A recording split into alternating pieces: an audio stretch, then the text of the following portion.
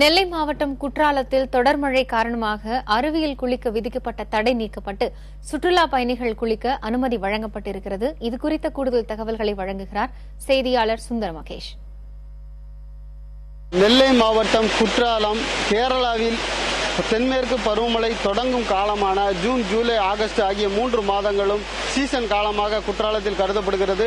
இந்த நேரத்தில் குற்றாலத்தில் இருக்கக்கூடிய முக்கியமான அருவிகளாக கருதப்படக்கூடிய பழைய குற்றாலம் அருவி, குற்றாலம் அருவி, ஐந்தருவி ஆகிய அருவிகளுக்கு சுற்றுலா பயணிகள் வருகை உள்ளூர் மற்றும் வெளி மாநிலங்கள், வெளிநாடு ஆகியவற்றிலிருந்து சுமார் 30 லட்சம் பயணிகளுக்கும் மேல் வருடத்திற்கு இங்கு வந்து செல்கின்றனர்.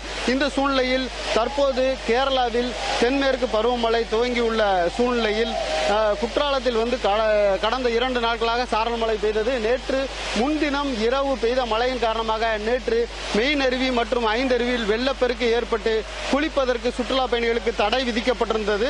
நேற்று மாலையில் ஐந்தருவியில் தடை நீக்கப்பட்டு குளிப்பதற்கு அனுமதி வழங்கப்பட்டது. இந்த சூழ்நிலையில் இன்று காலை மெயின் அருவியில் குற்றாலம் மெயின் அருவியில் குளிப்பதற்கு சுற்றுலா பயணிகள் குளிப்பதற்கு அனுமதி வழங்கப்பட்டுள்ளது.